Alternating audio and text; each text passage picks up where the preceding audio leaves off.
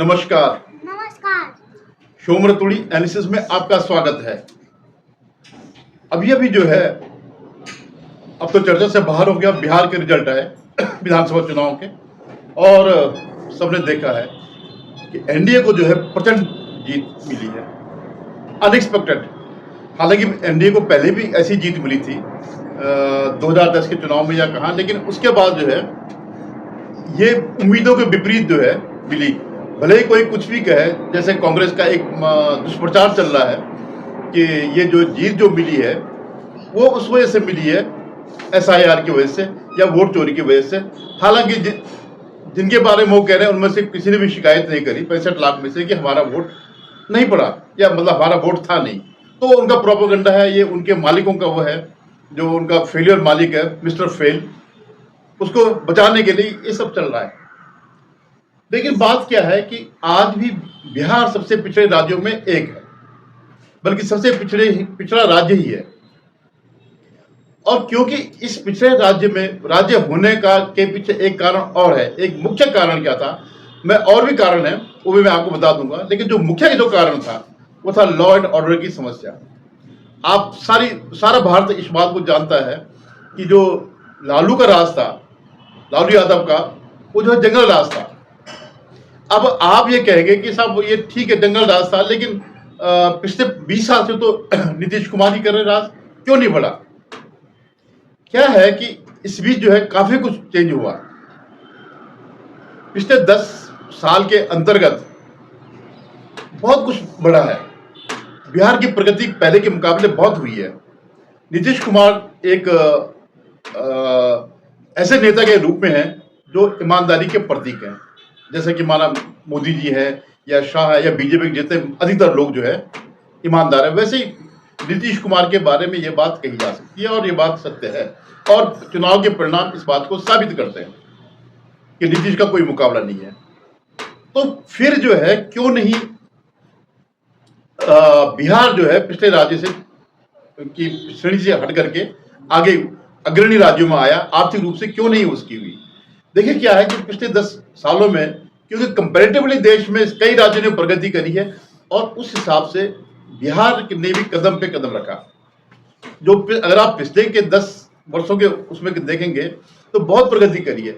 फिर भी जो औद्योगिक विकास के लिए जो चीज चाहिए होती है वो उसे कहते हैं लॉ एंड ऑर्डर। अगर आपके यहाँ लॉ एंड ऑर्डर नहीं है तो किसी की भी हिम्मत नहीं पड़ेगी, किसी भी निवेशक की हिम्मत नहीं पड़ेगी कि आपके यहाँ वो इन्वेस्ट करें। और यही कारण था। और उसके पीछे एक कारण और क्या था कि जैसे अभी इससे पहले 2020 के चुनाव में आरजेडी एक सबसे बड़ी पार्टी के रूप में उभरी, तो ये फिर एक खतरा था, एक संकेत था निवेशकों के लिए कि अभी भी वो दूर नहीं हुआ। वो जो कमियां थी, वो जो डर था, वो जो लॉ एंड ऑर्डर की जो स्थिति थी वो खत्म नहीं हुई है। तो इसलिए फिर भी वो सहम गए। लेकिन अब जो ये चुनावी परिणाम आए तो उसमें क्या था कि अब जिस स्थिति पर आरजेडी पहुंच गई है या उसका अलायंस पहुंचा है कांग्रेस, यहां से उभरना नामुमकिन है।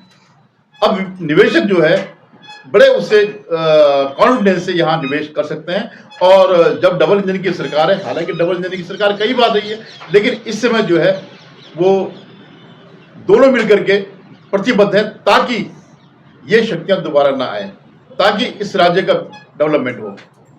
और अब जो एनडीए को जो लैंडस्लाइड बहुमत मिला, जो ये प्रचंड बहुमत मिला, अब एनडीए की ड्यूटी है, अगर मैं एनडीए की बात करूं तो नीतीश कुमार और नरेंद्र मोदी जी की, कि ये जो अब इनके सामने जो पहाड़ जैसी जिम्मेवारी है उसको निभाएं। तो पहले तो आपको मैं थोड़ा सा हिस्टोरिकल बताता हूं कि इसके पीछे क्या कारण रहा है। जो ये जो बिहार जो पिछड़ा हुआ राज्य रहा, उसके पीछे कारण क्या रहा? पहली बात तो यह है कि ड्यूरिंग कांग्रेस रिजीम जो है, कांग्रेस के शासन में विकास जैसी कोई अवधारणा ही नहीं हुआ करती थी। कहीं पर भी कोई ये नहीं था कि विकास जैसे कोई वो है, कोई नीति है, कोई बस ठीक है पंचवर्षीय योजना में जो हो रहा। और भ्रष्टाचार जो है इसमें पूरे देश में, अगर भारत प्रगति नहीं कर पाया तो उसके पीछे भ्रष्टाचार बहुत बड़ा कारण था। और बिहार के सौभाग्य से, देश के सौभाग्य से आज जो दोनों नेता यहाँ पर है, दोनों पर एक दाग भी नहीं है भ्रष्टाचार का, इसलिए इस मामले में तो बेफिक्र हो जाए। दूसरी बात क्या था, क्योंकि जब विकास की कोई वो नहीं हुई, कांग्रेस का राज रहा, उसके बाद लालू का राज रहा, और लालू के राज के बारे में सब कोई जानता, जंगल राज। योजनाएं तो बनती रहती थी, लेकिन क्या है, आप सब देख रहे हैं कितना भ्रष्टाचार हुआ। तो वो योजना है जो जितनी भी बनी, माना तब बजट कम भी रहा होगा, तब भी वो जो है जमीन पर हकीकत में नहीं उतर पाए। तो इसके पीछे एक बात थी। फिर 2000 में जो इसका वो हुआ, तो राज्यों का जो अलग नए राज्य बने, इसमें से इसका झारखंड का प्रदेश चला गया। और झारखंड क्या था, झारखंड जो है मिनरल का और जितने भी इंफ्रास्ट्रक्चर थे वो सबका वो था, जितने भी खनिज थे वो झारखंड में थे, आदिवासी इलाका था। उसका जाना का भी फर्क पड़ा। फर्क क्या पड़ा कि जो नेता लोग थे उनकी लूट थोड़ा कम हो गई, अब वो झारखंड में बढ़ गई होगी। तो ये बेसिक चीज थी। फिर क्या है कि सड़कों का जाल नहीं हुआ। अगर आप इंफ्रास्ट्रक्चर, अगर आप उद्योग लगाना चाहते हो, इंफ्रास्ट्रक्चर तो होना ही चाहिए, वो नहीं था। इसके अलावा जो बेसिक रूप क्या था कि यहाँ की 70% जो आबादी है वो कृषि पर आधारित है, और आज की डेट में कृषि बहुत ज्यादा फायदे का वो नहीं रहा। ये जो लोग कहते हैं ना कि बिहार के लोग पलायन क्यों करते हैं, वो इसीलिए पलायन करते हैं क्योंकि कृषि या फायदे का व्यवसाय या खेती जो है फायदे की हो नहीं रही है। तो अब उसमें क्या है, क्योंकि कृषि किस पर बेस्ड है, पानी पे। तो कभी सूखा हो गया, कभी अतिवृष्टि हो गई। पानी अगर नॉर्मल आ रहा तो अच्छी उनकी खेती हो जाती, लेकिन सूखा हो जाता है। और दूसरा क्या है कि वहां जो बाढ़ की जो समस्या है वो अपने में एक बहुत ही काफी बड़ी समस्या है। तो अब इन 10 वर्षों में इंफ्रास्ट्रक्चर तो बहुत बड़ा, इसलिए जो है अब एकदम पर इसको जो है बिहार को उसके राज्यों में नहीं डाल सकते हैं, कंडम वाले राज्यों में। ठीक है, सबसे नीचे है, लेकिन फिर भी प्रगति उसने किया। और महिलाओं के लिए और कई उसके लिए जो है, क्योंकि नीतीश कुमार थे ईमानदार आदमी, ठीक है, उनका मंत्रिमंडल में जो है ये सब चीजें हुआ करती थी, जो जब इनके साथ आरजेडी के साथ हो रहा। तो ये जो बार बार जो ये वहां चले जाते थे आरजेडी से मिलने, इसलिए इतनी बड़ी प्रगति नहीं हुई जितनी की होनी चाहिए थी। आप ये देखिए कि जो देश के जो बीमारू राज्य थे उसमें यूपी भी था एक, यूपी, मध्य प्रदेश, राजस्थान, बिहार, ये सब बीमारू राज्य थे। आज यूपी देश के दूसरे सबसे बड़े प्रगतिशील राज्यों में है। अब इनको वही करना चाहिए जो यूपी में हुआ, और वो ये करने के लिए प्रतिबद्ध होंगे। अब इनके पास किसी के पास कोई बहाना नहीं है, जंगल राज जैसा कोई बहाना नहीं है। आप निश्चित मानिए अब जंगल राज वापस नहीं आएगा। अब आरजेडी पे वो लग गया, ढक्कन लग गया, आरजेडी पे लग गया, इस पे लग गया कांग्रेस पे, क्योंकि कांग्रेस तो पूरे देश में मृतप्राय चल रही है, तो यहां इसका आने का कोई मतलब नहीं है। तो जो इसमें जो है, मैं आपको देखिए इसकी जो मुख्य कारण क्या, औद्योगिक क्षेत्र तो चलेगा झारखंड में। कृषि पर 70% आबादी है, तो कभी सिंचाई कम होती, कभी बाढ़ और सूखा दोनों आ जाते हैं। बिजली की कमी और इंफ्रास्ट्रक्चर जो कमजोर है, उसकी वजह से यहाँ उद्योग नहीं हुआ। लेकिन अब यह बात नहीं कही जा सकती, बिजली अब यथेष्ट आती है, अगर उसमें फिर भी कोई कमी होगी तो हो जाएगा। इसमें जो है काफी कुछ इंफ्रास्ट्रक्चर बना है, सड़कें बनी है, एयरपोर्ट बने हैं, बहुत कुछ बने हैं इस 10-20 साल में। यानी बेसिक चीजें जो है सारी इसमें वो है, मौजूद है। यहां तक कि जो अब जो एक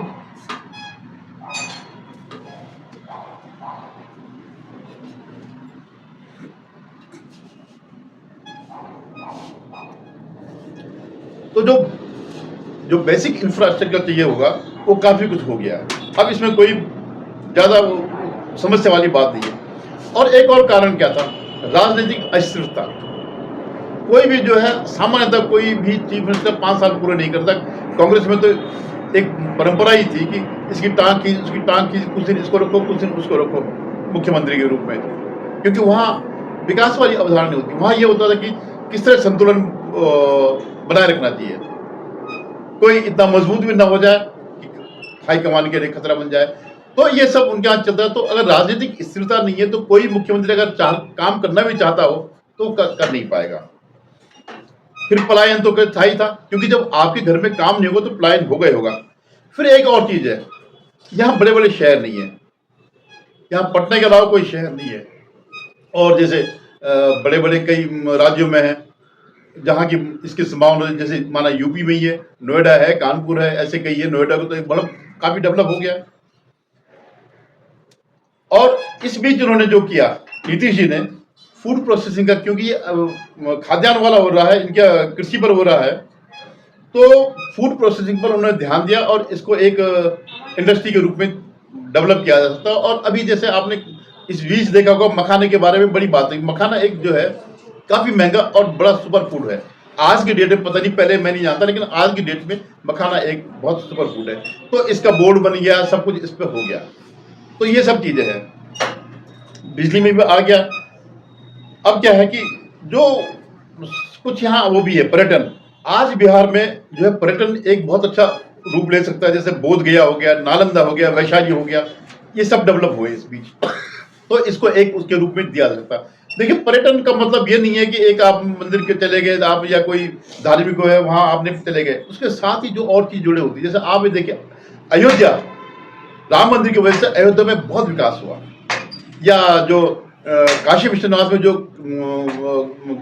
वो डेवलप हुआ, तो उसकी वजह से वहां बड़ा विकास हुआ। मतलब अयोध्या में राम मंदिर का होना अपने में एक बहुत बड़ी अर्थव्यवस्था। इवन आप वो देखिएगा साउथ में जो जो वहाँ के आज ज्यादातर वो है प्रशासक हैं, जिनके हाथ में सत्ता है, जो पार्टी सत्ता में बैठी हुई है, वो एंटी हिंदू है, लेकिन उनका बहुत बड़ा पैसा जो है खजाना इससे बढ़ता है। हिंदुओं की जो चढ़ावा आता है, बड़े बड़े मंदिर, तिरुपति मंदिर है, इस किस्म के सारे मेन मंदिर जो है आज की डेट में जो है साउथ में ही है। क्योंकि नॉर्थ के तो सब मुगलों ने तोड़ दिए थे, इस्लामिक आक्रमण तोड़ दिए थे, केवल एक वही जो है। तो ये जो पर्यटन का जो है बोध गया, नालंदा और वैशाली। और सबसे बड़ी बात क्या है, शिक्षा। एक्चुअली शिक्षा का पूरे देश में ही, मतलब एटलीस्ट मैं नॉर्थ इंडिया में देखता हूं तो कुछ ऐसे कारण है कि लोग नहीं पढ़ाना चाहते बच्चों को सरकारी स्कूल में। उसके पीछे आप कारण समझ सकते हैं। फूड प्रोसेसिंग हो गया, और जो ये लगाने का औद्योगिक वो लगाने का, और अगर स्थिति वहां सही रही तो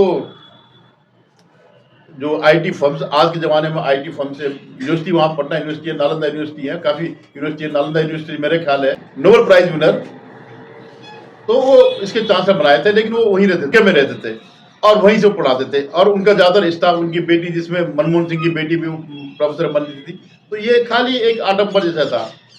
कुछ क्या घोष है, क्या नाम था उनका, सेन, हाँ जो सेन थे, जो है पूरा नाम में से बोल रहा हूँ, लेकिन वो नोबेल प्राइज विनर थे इकोनॉमिक्स में। और अफसोस की बात यह है कि इस देश में आर्थिक विकास नहीं हुआ। तो शिक्षा पर, और आज शिक्षा का मतलब, अब मैं आपको एक बहुत क्लियर चीज कहना चाहता हूँ। सबसे ही शिक्षा का मतलब जो है बीए, एमए, पीएचडी को नहीं है, ये कोई शिक्षा नहीं है, ये एक लिमिटेड है। आज शिक्षा का मतलब सिर्फ टेक्निक है, या एआई में, या उसमें। तो शिक्षा में जो है ये सब चीजें ध्यान देना पड़ेगा। और अब किसी के पास कोई बहाना नहीं होना चाहिए, न मोदी जी के पास, न नीतीश जी के पास, कि यहाँ जंगल राज है इसलिए निवेशक नहीं आ रहे। तो अब इनकी ड्यूटी है, इनके पास बहुत जिम्मेवारी है, बहुत बड़ी पहाड़ जैसी जिम्मेवारी है बिहार को विकसित राज्य बनाने में। मतलब एटलीस्ट जो है उसकी जो आज की स्थिति में, हालांकि पिछले 10 साल से बहुत आगे बढ़ा है, लेकिन अब अगले उसमें जो है उसको अपना पैमाना जो है यूपी को माना चाहिए कंपटीटर, कि अगर यूपी बढ़ सकता है तो हम क्यों नहीं बढ़ सकते। और यूपी का तो एक ही कारण है, योगी जी। क्योंकि कानून व्यवस्था जो जैसी वहां पर हुई, अगर यहां पर भी बिहार में हो जाए, आपने देखा होगा ना कि चुनाव से थोड़ा पहले एकदम पर वहां हिंसा फैल गई थी। हालांकि उसके पीछे इनका भी हाथ हो सकता है, जो विपक्ष वाले हैं, वो जो भी होगा, लेकिन इस मामले में स्ट्रिक्ट होना पड़ेगा। तो धन्यवाद, आपसे निवेदन, आप मेरे चैनल को देखिए, सब्सक्राइब करिएगा, शेयर कीजिएगा।